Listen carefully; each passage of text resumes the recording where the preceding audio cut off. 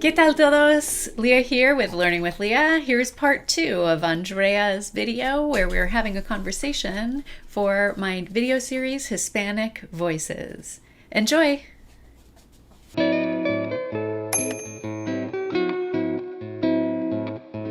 You identify yourself as Latina? Oh yeah, definitely. In fact, I used to get frustrated on well, like I said, when I got older, especially, and you have to fill out so many forms for like colleges, college applications, job applications, and they would always ask you to pick one, what are you kind of questions. And I was like, well, for the longest time, it was you couldn't even pick multiple ones. So being bicultural is like not an option. So I would usually just default to Latina because I think, again, having more of that cultural exposure from my mom, it's just more of how I think of myself. I mean, I'm an American for sure, but if I have to pick a background, that's always the first one that comes to mind, like immediately. What is your very favorite Peruvian dish, if you had to choose one? There's so many. I Maybe, well, do you could choose two. I do love tallarín saltado de pollo. Oh my gosh. It's like, I don't know if you've ever had it. I don't know. It's basically, and there's a lot of influence of different cultures in Peruvian food as well. So it's got like an Asian style. It's like a what do you call it? Like almost like a lo mein kind of thing. So it's a Tallarín means, do you know what it means? uh, noodles, right? Yeah, noodles. Exactly. So yeah, it's a pasta dish with like onions and tomatoes and garlic. So much spice and flavor in Peruvian food, which is again just like it's somehow they take like a whole bunch of ingredients and it just sings. It's so delicious. And then when I'm in Peru too, one of the treats I like to have there that you can't get, I think you can get it in the States, but it's not the same, is a flavor of ice cream called lucma.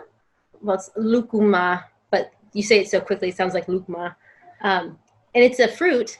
I think it's native to Peru, and it's like got like an orange coloring. But it's just it's such a subtle sweetness to it, and I love to get as much of that ice cream when I'm in Peru. Where are you? Oh my God, qué delicioso. Try Peruvian food because it's a must.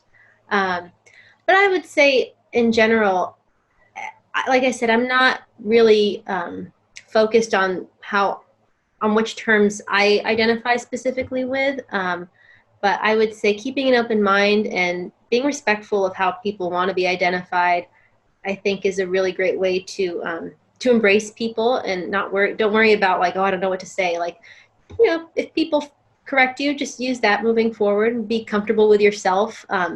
There's nothing wrong with not knowing something. It's avoiding learning that's the problem. So, go out there and learn, and hopefully, Hispanic Heritage Month isn't people's only exposure to the contributions of people of Latin American immigrants, people from here like Chicano. There's so much to it, and I hope we can learn how to celebrate that year round, and make it as much a part of our lives as traditional quote unquote American history, because it is American history too.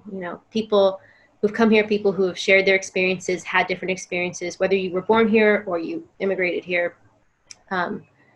It's all American history. So I hope we can, I hope we can expand that. And if I would say, if my last parting words for the audience is, use every opportunity you have to learn about everybody you can, because it's what makes our country so great. And diversity is absolutely one of the best things about being human. Well, have a wonderful night, and I will see you very soon. Thank you. You too. I'll see you Thank later. you. Okay. Adios. Adios.